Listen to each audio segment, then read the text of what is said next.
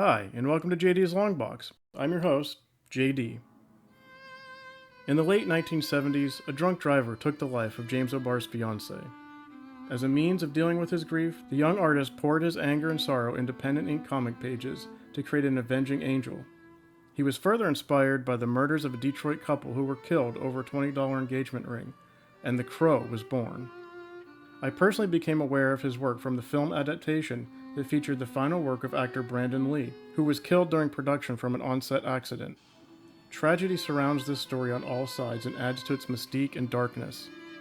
For this episode, we're going to shine a light on James O'Barr's The Crow.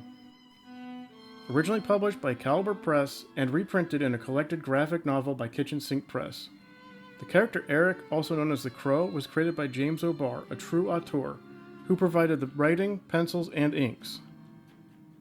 Part 1. Writing. The story is about Eric, who returns from the dead with the guidance of a supernatural crow. He sets out to avenge his own murder and the rape and murder of his fiancée Shelley, a woman that he loved so much that while he may be immune to bullets, he collapses in anguish over his haunting memories of her. He can't rest until the men that killed them are all brought to grim justice. Was the main character's motivation clear? Eric is there for one reason and one reason alone, to avenge his and Shelley's murders by killing all the men that were involved and anyone else that gets in the way. Simple and straightforward, this gets a 9.5. Did the writer make me care about the protagonist and his goal? When I first read this book in 1994, it was so dark and gruesome that I had to stop and put it down for a while.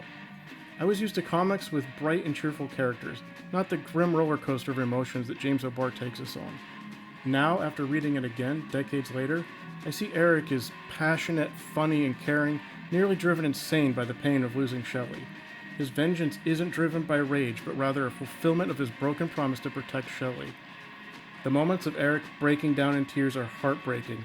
More than any comic I've ever read, James O'Barr delivers a pathos that sticks with you long after the final pages turn. This gets a 9.5. Did I feel menaced by the antagonists? The villains are scumbags, the lowest of the low. The city they live in is a disgusting hellhole.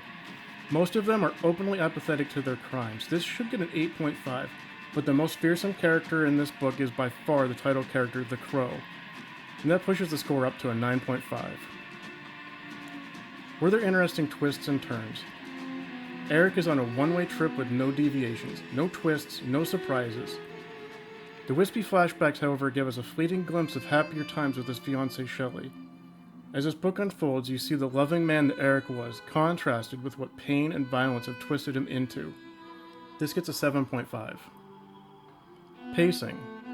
The story was originally published by Caliber Press in a series of comic book issues, The Crow, number 1 through number 4, titled Pain, Fear, Irony, and Despair, with a prologue Inertia, published as a part of Caliber Presents number 1. Flashback sequences titled Atmosphere that were published as a part of A Caliber Christmas, and a conclusion chapter number 5 titled Death that was later published by Tundra Publishing. Kitchen Sink would take these chapters, Inertia, Pain, Fear, Irony, Despair, and Death, and mix in the flashbacks throughout the story to perfectly forge a 220-page graphic novel that seamlessly tells the avenging quest of Eric. While I wouldn't recommend reading the whole book in just one sitting, if taken one chapter at a time, the story unfolds as a complete narrative arc. This gets a 9.5. Dialogue. The thugs all talk in broken street slang, fitting for their station as lowlifes and denizens of the decaying Detroit. Eric spouts poetry and verse, odd references, and the occasional mirthless one-liners. In all, this gets an 8. Were the characters interesting? The villain characters are all unique with distinct personality traits, though not quite as memorable as their movie counterparts. That said, the Crow is so iconic that it has become an archetype unto himself, often emulated, but never surpassed. This earns a 9.5. Part 2. Pencils. Does the style match the story or genre? O'Barr's line work and detail sketch a brutal and grimy world. It's highly detailed, gothic, gritty, and raw. He gives us a world of horrors, pain, longing, and sorrows. O'Barr's style perfectly depicts the unsettling world of The Crow. This gets a 10. Is there good storytelling? Like Eric's psyche, the panels are layered and fractured. At times you get a standard panel-to-panel storytelling, but other times the images go into a surrealist dreamscape that are more about atmosphere than a direct narrative. This gets an 8.5. Line art. James O'Barr has a uniquely recognizable style.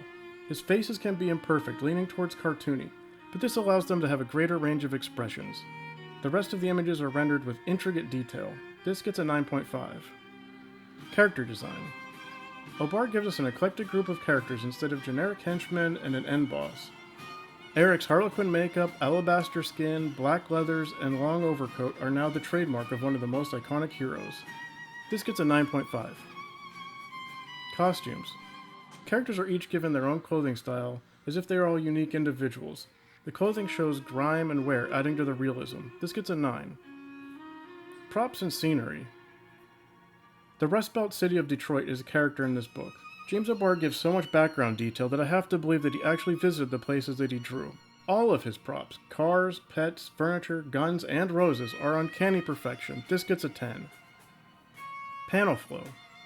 O'Barr uses simple panel layouts and full-page spreads. Nothing overly complicated, but always easy to follow. This gets an 8.5. Part 3. Inks. Does the style match the story?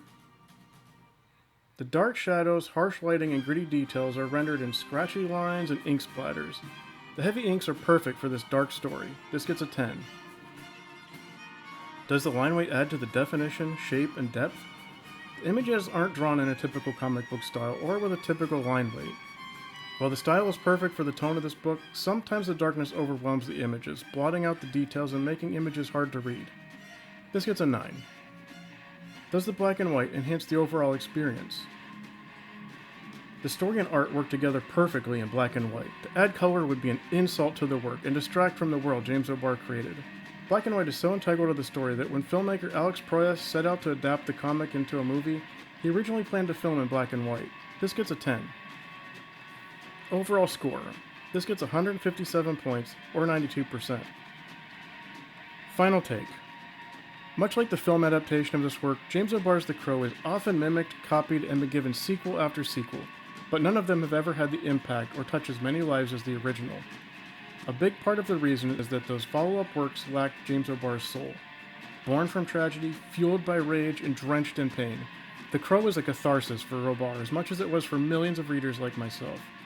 I loved the movie The Crow, and it led me to discover James O'Barr's work. The comic is dark, bleak, and at times depressing. While it's likely to be too much to stomach for some readers, the work is a true masterpiece and should be recommended reading for anyone interested in visual storytelling. When people are dealing with pain, some turn to drugs, others to self-harm, and others even turn to suicide. The world is fortunate that James O'Barr was able to channel his pain into art, giving us this resonating story. His voice could have been silenced forever. If you are hurting, please find art or music or that thing that brings you life. Because who knows, it could be your story that I'm reviewing someday. Until next time, I'm JD.